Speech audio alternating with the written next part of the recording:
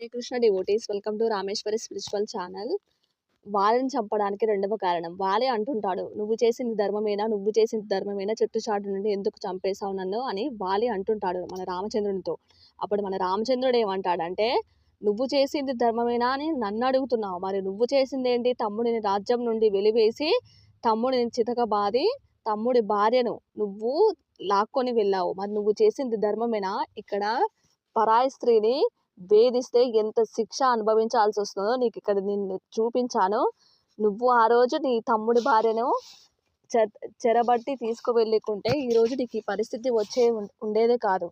ఎవరైనా సరే తన భార్యతో తప్ప వేరే వారితో ఉండకూడదు. అటువంటి వారికి ఖచ్చితంగా పతనం చెందాల్సిందే, నాశనం అయిపోవాల్సిందే అని మనకి ఇక్కడ రామచంద్రుడు చూపిస్తున్నాడు. అదే కారణం చెప్తుంటాడు, నువ్వు చేసింది మంచేనా, మరి నువ్వు చేసింది తప్పు కానప్పుడు నేను చేసింది తప్పు ఎలా అవుతుంది వాలి?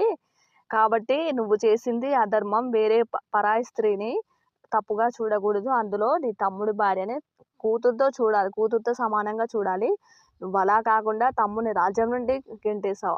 అలాగే నీ తమ్ముడి భార్య అయినా రుమని చెరబట్టావు. ఇవన్నీ తప్పులు చేసి నేనేం తప్పు చేశాను అని నువ్వు విర్రవీగుతున్నావా అని మనకి ఇక్కడ రామచంద్రుడు వాళ్ళతో అంటుంటాడు.